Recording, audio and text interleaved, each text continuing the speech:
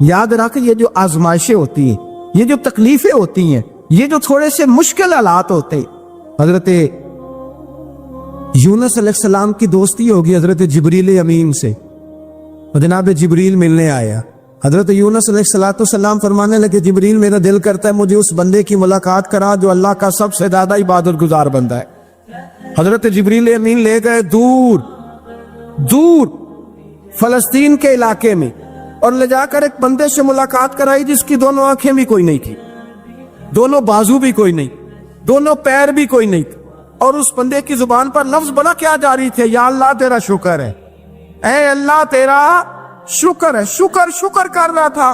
حضرت جناب سیدنا یونس علیہ السلام کہنے لگے میں نے تجھے عبادت گزار کو ملانے کو کہا تھا، تو کہاں لے آیا؟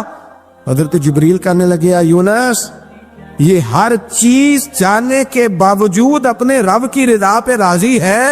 اس وقت دنیا میں نبیوں کے بعد جس سے اللہ سب سے زیادہ پیار کر رہا ہے وہ یہی بندہ ہے، یہ اپنے رب کی رضا پہ راضی ہے۔ اے تن میرا کنگی ہووے تے میں زلف سجن دی باوا، تے پوش میرے تی جتی بن جائے تے میں یار دی قدمی آوا، مارو مینو مار مکاؤ کوئی عذر نہ پیش لے آوا، تے جے سونا ہی میرے دکھ وچ راضی، جے سونا ہی میرے دکھ وچ راضی، جے سونا ہی میرے دکھ وچ راضی تے میں سکھ نو چلے ڈاواں۔ مانا کہ جب اس حال میں راضی ہے تو بس ٹھیک ہو گیا، وصل اچھا ہے نہ فراق اچھا ہے، بس جس حال میں محبوب رکھے وہی حال اچھا ہے، بس جس حال میں انہوں نے رکھا بات ٹھیک ہو گئی۔ اس میں اب انسان شکوہ کرتے پھرے کہ یہ کس طرح ہے وہ کس، اپنے آپ کو مطمئن رکھا ہے۔ مشکل کے بعد جو آسانی حضرت لقمان حکیم، ان کے نام پر قرآن مجید کی پوری سورت ہے۔ حضرت لقمان حکیم علیہ رحمہ آپ اپنے بیٹے کو نصیحت کر رہے تھے، کہنے لگے بیٹا کوئی مشکل آئے تو گھبرانا نہیں، کوئی مشکل آئے تو کرے بیٹوں کو سمجھ آ جائے کہ مشکل آئے تو، سمجھ آ رہی ہے بات کی، مشکل آئے تو، اور کیا خوبصورت جملے، بیٹے کو بٹھا کے کہتے ہیں بیٹا چھوٹی مشکل آئے گی تو اللہ بڑی مشکلات آسان کر دے گا، سمجھو چھوٹی مشکلات آئیں تو اللہ نے بڑی مشکلیں اس نے آسان کر دی۔ اور آپ کو بتاؤں اصل انسان ہوتا ہی وہ ہے جو مشکلوں میں جینے کا ڈھب سیکھ جاتا ہے، وہ بن جاتا ہے، جو کرب کے حالات میں جینے کا سلیقہ سی۔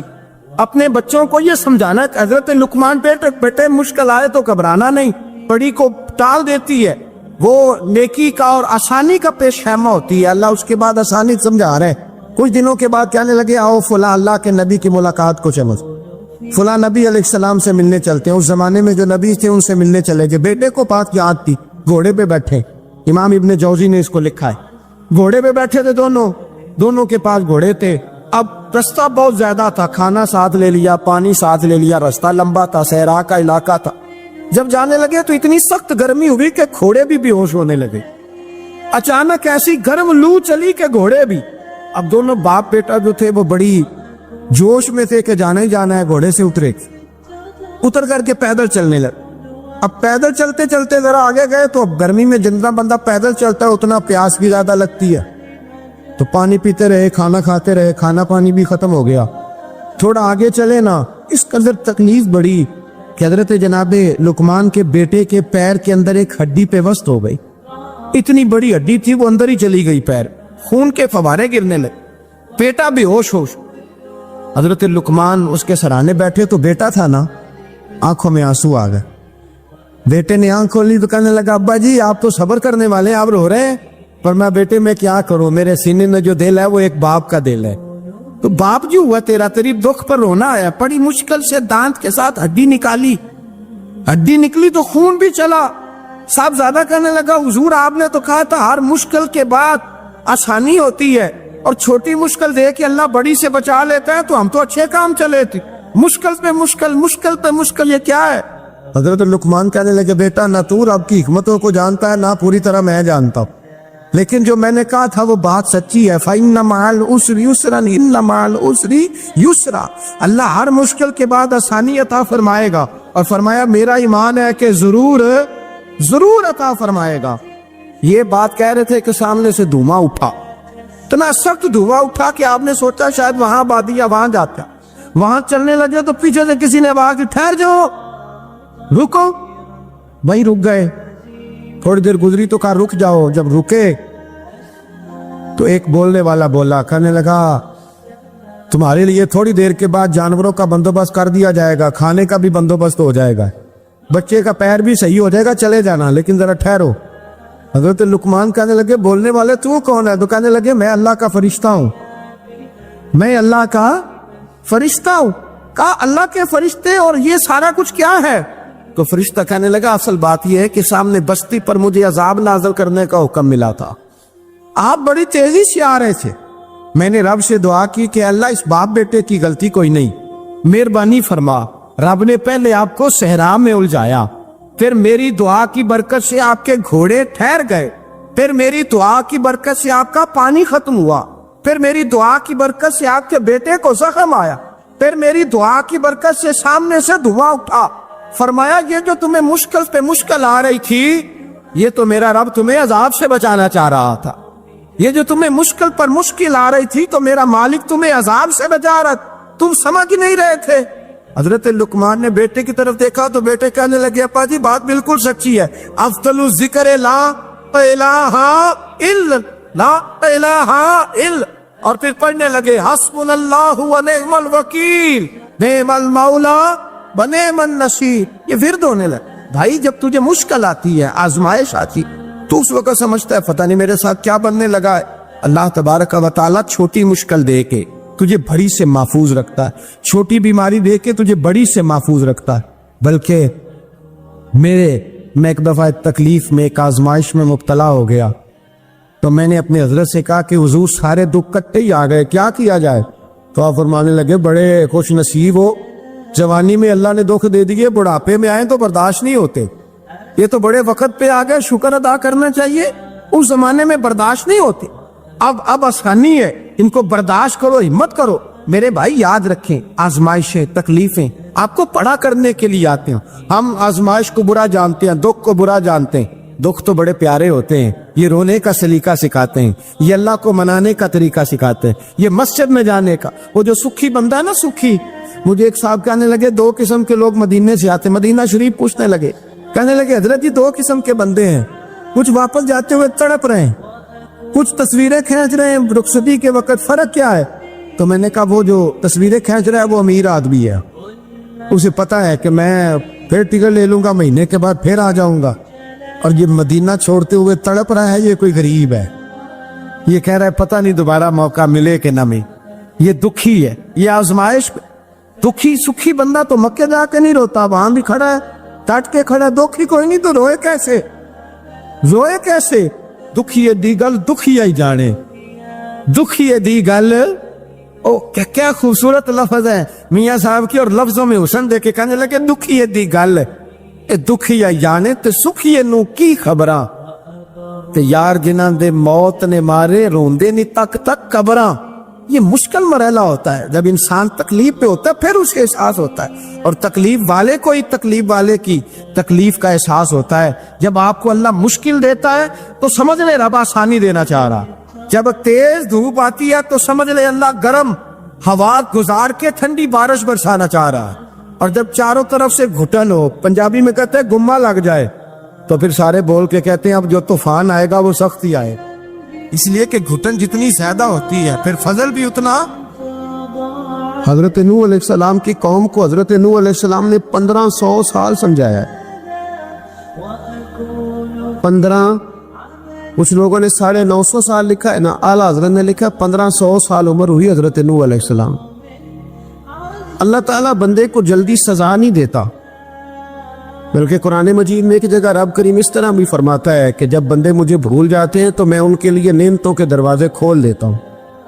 बंदा समझता है कि मैं कुछ तो है ना कि मेरे अंदर, कि मैं जिधर जाता हूँ खैर ही खैर हो जाती है, वो समझता है कि मेरी अकल है, हालांकि अल्लाह उसे ढील देता है, अल्लाह उसे ढील देता है। गुनाहों की सजा के 3 तरीके, एक है मुतनब्बे करना, तंबी करता है अल्लाह, बंदा मुतनब्बे हो जाता है, ये अल्लाह का बहुत बड़ा एहसान होता है। एक होता है मोहलत देना, और एक तीसरा होता है अल्लाह खुफिया तदबीर करता है। थोड़ा सा समझिएगा, इंसान पर कोई आजमाइश आई, फौरन اس کی چھٹی اس نے کہا کہ وہ فلاں جگہ غلطی کی تھی تب ایسا ہوا ہے. ہوتا ہے نا کئی دفعہ آواز آتی ہے نا اندر سے, چلے بول دے, کچھ نہیں ہوتا آپ کو. اللہ جانتا ہے یہاں کوئی کچھ نہیں کہے گا آپ کو, اور ہماری تو ویڈیو بھی نہیں گھومتی, یعنی خبر بھی نہیں ہو کہ کس نے ہاں کر دی کس نے نہ کر دی. آپ بغیر ٹینشن کے بات چیت کریں, آج کچھ نہیں ہوتا انشاءاللہ تعالی. آتی ہے اندر سے آواز. میں آپ سے اس لیے ان چیزوں کی تصدیق کراتا ہوں کہ باقیوں کو بھی آتی ہے کہ نہیں, اس لیے تصدیق. کبھی کوئی کسی جگہ انسان پریشان ہوتا ہے تو محسوس کرتا ہے کہ وہاں مجھ سے ہوتا ہے نا جی, جس کو یہ نصیب ہو جائے بڑا خوش نصیب آدمی ہے. حضرت مولا علی فرماتے ہیں اگر تجھے دنیا میں سزا مل گئی تو بچ گیا ہے, سمجھ, پھر اللہ کرم کرے گا, آخرت میں سزا نہیں دے گا. اور یہ یاد رکھ لے, وما اصابکم من مصیبت فبما کسبت ایدیکم ویعفو عن کثیر. اللہ فرماتے ہیں دنیا میں تجھے جو بھی تکلیف پہنچتی ہے وہ تیرے ہاتھوں کے کرتوتوں کی وجہ سے پہنچتی. ویعفو عن کثیر, فرمایا کثیر گناہ تو میں ویسے ہی معاف کر دیتا ہوں. یہ جو تیری زندگی میں دکھ ہے نا, یہ بھی میری قلیل سزائیں ہیں. یہ کثیر پر سزا, یہ قلیل ہے, قلیل. یہ جو تمہاری زندگی میں تکلیف ہے, انسان کو سزا ملتی. حضرت فضیل بن عیاض رحمۃ اللہ تعالی علیہ گھوڑے پہ بیٹھے تھے, گھوڑا شرارت کرنے لگ گیا, اچھلنے لگ گیا, کودنے لگ گیا. تو حضرت فضیل بن عیاض نیچے اترے, ایک کونے میں جا کے نماز کی نیت باندھ لی, 2 رکعت نماز پڑھی, پھر دیر تک استغفار پڑھتے رہے, روتے رہے, دعا کرتے رہے. واپس آئے, خادم عرض کرنے لگے حضور سمجھ نہیں آئی, گھوڑے نے تھوڑی سی شرارت کی, وہ بدکا ہے, آپ نے اس کو چھوڑا ہے اور چھوڑ کر کے آپ نماز میں لگ گئے. تو حضرت فضیل بن عیاض فرمانے لگے جب بندہ اللہ کی نافرمانی کرتا ہے نا, تو جو چیزیں اس کی فرما بردار ہوتی ہیں وہ اس کی نافرمانی کرنے لگ جاتی. تو مجھے محسوس ہوا تھا کہ میں نے کہیں اللہ کی نافرمانی کی ہے, اس لیے ایسا ہوا ہے کہ میرے گھوڑے نے میری, تو میں توبہ کرنے لگا ہوں. اور اب دیکھتا ہوں بیٹھ کے بھلا کیا ہوتا ہے. میں نے سچی توبہ, حالانکہ مجھے یاد نہیں کہ میں کہاں بولا, پر کھری اور سچی توبہ کی. دوبارہ گھوڑے پہ بیٹھے تو گھوڑا بالکل صحیح ہو کے ساتھ چلنے لگ گیا. میرے بھائی, جب یہ تنبیہ ہے اللہ کی طرف سے, یہ متنبہ کیا جاتا ہے کہ تو بال آ جا. بہت ساری جگہوں پہ انسان کو وقتی طور پر اگر سزا مل جائے, نبی پاک علیہ السلام کی خدمت میں ایک صحابی آئے, بات مضبوط کر دوں, واقعہ سنایا ہے نا, تو کچھ لوگ سمجھتے ہیں کہ یہ واقعہ ہے, تو میں ایک حدیث پاک امام بہقی کی لکھی ہوئی عرض کرتا ہوں. نبی پاک علیہ السلام کے ایک صحابی آئے اور ان کا سر پھٹا ہوا تھا, خون بہ رہا تھا. سرکار نے فرمایا کیا ہوا؟ عرض کی حضور ایک عورت جا رہی تھی, میری نظر پڑی, ابھی نظر پڑی ہے کہ میرے آگے ستون آ گیا تو میرے سر پہ لگ گیا. نبی پاک صلی اللہ علیہ وسلم نے فرمایا تیرے لیے خوشخبری ہے, اگر دنیا میں تیری غلطی کی تجھے سزا ملی ہے تو پھر رب تجھے قیامت میں سزا نہیں دے گا. تیرے اللہ قیامت میں سزا, بعض گناہ ایسے ہیں جن کی یہاں بھی سزا ملے گی اور وہاں بھی ملے, لیکن میرے بھائی پہلی بات یہ ہے کہ اللہ تعالیٰ اس غلطی کی یہی سزا دے لے, اور دعا فرمائے اللہ تبارک و تعالیٰ یہاں بھی معافی عطا فرمائے, وہاں بھی معافی عطا فرمائے, اللہ درگزر ہی فرمائے. لیکن میرے بھائی ایک تو یہ سزا, ایک سزا یہ ہوتی ہے کہ انسان جب گناہ کرنے لگتا ہے تو اللہ نعمتوں کے دروازے کھولتا ہے, مہلت دیتا ہے. 500 سال تک فرعون کو مہلت دی. کتنے؟ یہاں جو 5 سال حکومت کر لیتا ہے وہ کہتا ہے سب سے قابل میں ہی ہوں, مجھے مہلت جو ملی ہوئی ہے. 500 سال مہلت دی اللہ تعالیٰ نے. اور فرعون کی قوم پر پتہ عذاب کس طرح کے آئے تھے؟ ٹڈیاں مسلط کر دی اللہ نے. یہ بھومتی نہیں چھوٹی سی, ہم اپنی زبان میں اس کو کچھ لوگ مختلف ناموں سے یاد کرتے ہیں, کوئی مکڑی کہتا ہے, کوئی کچھ کہتا ہے. مسلط کر دی, جاتی نہیں. ان پر بنی اسرائیل کے ان مقابل جو فرعون کی قوم تھی ان پر الزام اس طرح کا عذاب آیا کہ مینڈک مسلط کر دی اللہ تعالیٰ. برتن کھولتے تھے اندر مینڈک نکلتا تھا, دنیا کی ہر دوائی استعمال کرتے تھے لیکن مینڈک نکل آتا تھا. تھوڑا سا سمجھا کریں چیزوں کو. ہمارے رنگ نہیں زیادہ گورے کہ ہم پر عذاب نہیں آتا. کوئی بہت زیادہ اللہ تعالیٰ معاف فرمائے دولت نہیں جمع کرا بیٹھے شاہی خزانے میں کہ ہم سے پوچھا نہیں جائے. یہ مہلت ہے, مہلت کو مہلت سمجھو. پھر جب پکڑ آتی ہے نا اللہ کریم کی, میں نے دیکھا ہے کروڑوں روپیہ 6 اولادیں ایک شخص کے بچے باہر سے آ رہے تھے، وہ بندہ بیمار تھا. مجھے کہنے لگا حضرت جی دعا کریں میں ان کے آنے سے پہلے پہلے مر جاؤں ورنہ آ کے مجھے مار دیں گے. دعا کرے. اتنی بے سکونی، کروڑوں روپیہ پڑا تو یہ عذاب نہیں؟ کوئی ضروری ہے کہ پتھر ہی برسیں گے تو سمجھ آئے گی؟ یہ جو سگا بیٹا بوڑھے باپ کے قریب سے گزر جاتا ہے، سلام نہیں لیتا، تو اس کو عذاب نہیں سمجھتے؟